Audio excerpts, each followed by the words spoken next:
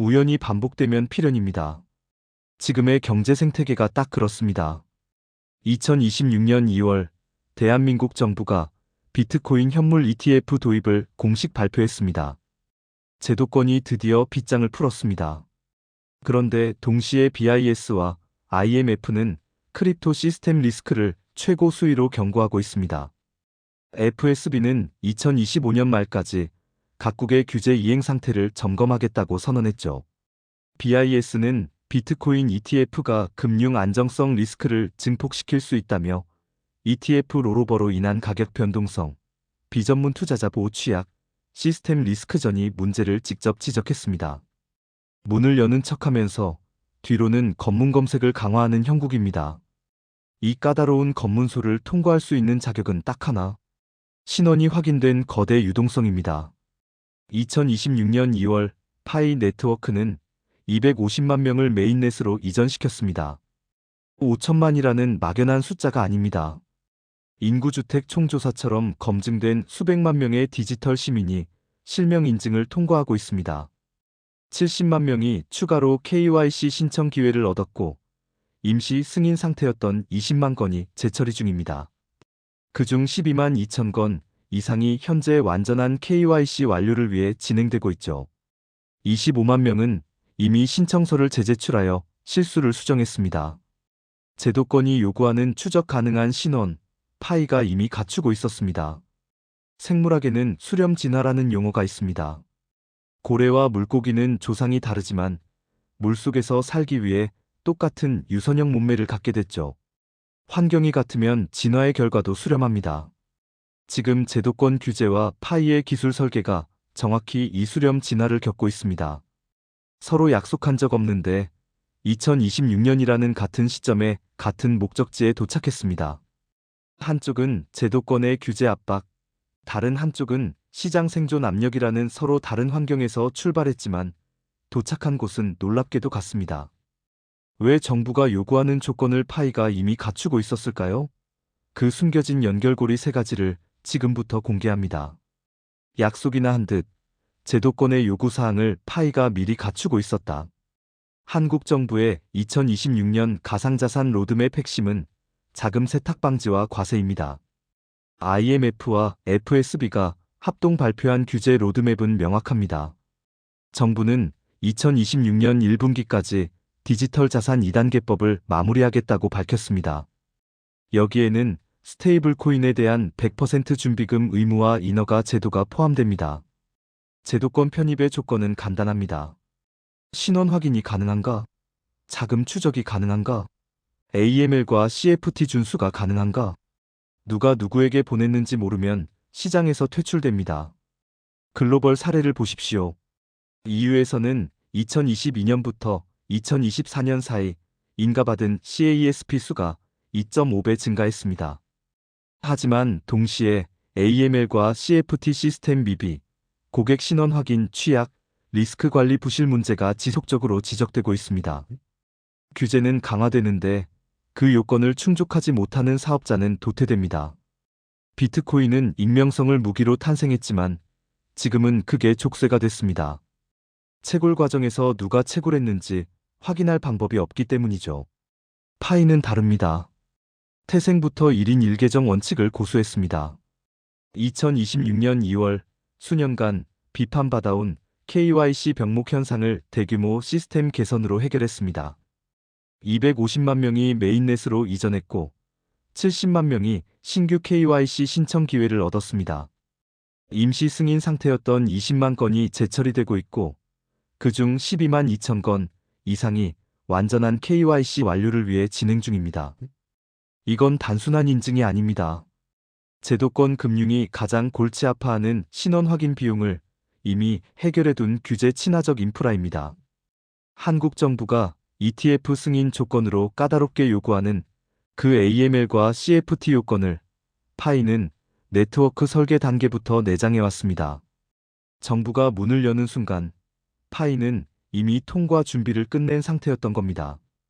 비트코인이 규제 장벽에 부딪히는 가장 큰 이유는 에너지 소비입니다. 2025년 케임브리지 대학 보고서에 따르면 비트코인은 연간 138TWh의 전력을 소비하며 약 3,980만 톤의 이산화탄소를 배출합니다. 다른 추정치는 175TWh에 달한다고 봅니다. 이는 스웨덴이나 노르웨이 전체의 연간 전력 소비량과 맞먹는 수준입니다. 단일 비트코인 거래 하나가 평균 미국 가정의 49.5일치 전력을 소비합니다.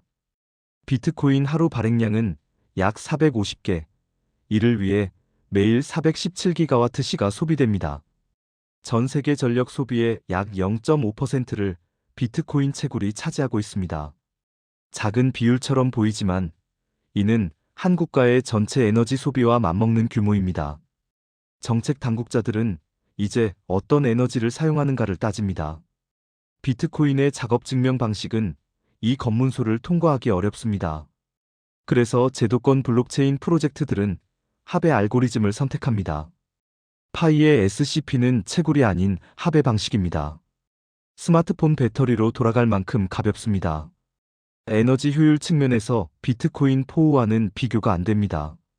이더리움은 2022년 머지 업그레이드를 통해 포스로 전환했고 에너지 소비를 99.9% 줄였습니다. 이 전환 이후 이더리움은 환경 친화적 블록체인으로 재평가받고 있죠. JP모건의 아닉스 시스템은 BFT 기반 합의를 사용합니다. 구체적으로는 이스탄불이라는 BFT 기반 알고리즘을 쓰죠. 파이의 SCP 역시 BFT 계열입니다. 서로 다른 출발선에서 시작한 두 시스템이 규제 압박과 시장 생존이라는 동일한 압력 속에서 같은 기술로 수렴하고 있습니다. 환경이 같으면 진화의 결과도 수렴합니다. 이것이 기술의 수렴입니다. ETF는 기관의 자금을 시장으로 끌어옵니다. 한국 정부가 2026년 비트코인 현물 ETF를 승인하면 김치 프리미엄이 다시 살아날 가능성이 높습니다. 미국에서 2024년 비트코인 현물 ETF가 상장된 후 수백억 달러가 유입됐습니다. 블랙록의 ISHARES 비코인 트러스트는 출시 몇 달 만에 수십억 달러의 자산을 모았죠. 하지만 그 돈이 실생활에서 커피를 사는 데 쓰일까요? 아닙니다. 금고에 들어갑니다. ETF는 자산의 가치를 올리는 도구입니다. 한국 금융회사들이 비트코인 현물 ETF를 출시하면 기관 투자자들의 대규모 자금이 국내 시장으로 직접 유입됩니다. 개인 투자자들도 증권 계좌를 통해 간편하게 비트코인에 투자할 수 있게 됩니다. 유동성은 증가하지만 실물 경제에서의 화폐 기능은 제한적입니다. 화폐의 완성은 유통입니다. 2026년 파이의 대규모 락업 해제는 폭락의 신호탄이 아니라 실물 경제 테스트의 시작입니다.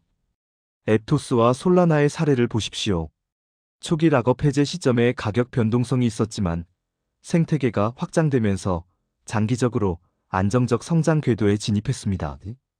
250만 명이 메인넷으로 이전하고 수백만 명이 KYC를 통과하는 과정은 단순한 토큰 발행이 아닙니다. 검증된 사용자 기반 위에서 작동하는 화폐 시스템을 구축하는 과정입니다. 파이팀은 이번 업데이트가 올해 들어 세 번째 주요 기술 조치이며 플랫폼의 본격적인 확장을 위한 분기점이라고 강조했습니다. 기관이 ETF로 자산의 가치를 올릴 때 파이는 수백만 명의 손에서 화폐의 기능을 수행합니다. 하나는 금고에, 다른 하나는 거리에. 이 두 가지가 만나는 2026년이 진정한 크립토 르네상스입니다. 정리하겠습니다. 정부의 ETF 승인, 파이의 기술적 진화. 이 두 사건이 2026년이라는 같은 시간대에서 만난 건 결코 우연이 아닙니다. 규제의 수렴, 기술의 수렴, 시장의 수렴. 서로 다른 출발선에서 시작한 두 시스템이 같은 목적지를 향해 달려온 이유는 명확합니다. 살아남기 위해서입니다. 당신이 지금 보고 있는 것은 단순한 가격 변동이 아닙니다. 디지털 화폐 전쟁에서 살아남을 검증된 생존자들이 모습을 드러내는 순간입니다. 제도권은 ETF로 기관 자금을 끌어들이고 파이는 수백만 명의 실명 인증 사용자로 실물 경제를 구축합니다.